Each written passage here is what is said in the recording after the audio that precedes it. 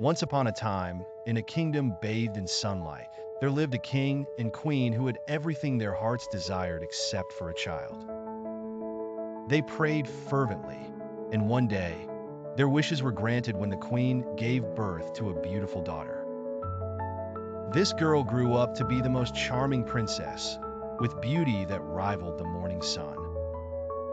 However, happiness was fleeting as the queen fell gravely ill when the princess was still a child. On her deathbed, the queen made the king promise that he would only remarry if he found a woman more beautiful than her. The king agreed, thinking it was an impossible condition and that he would never remarry. Time passed, and despite the king's best efforts to honor his promise, he fell into despair. Desperate for companionship, he sought advice from his counselors, who proposed unsatisfactory matches, none of whom could come close to the queen's beauty. One fateful day, the king discovered that his own daughter had surpassed her mother's beauty.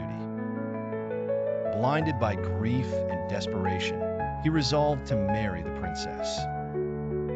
The princess, horrified by her father's intentions, sought the help of her fairy godmother. Understanding the gravity of the situation, the fairy godmother devised a series of impossible tasks for the king. First, he had to find a dress the color of the sky. The king presented the sky-colored dress the next day.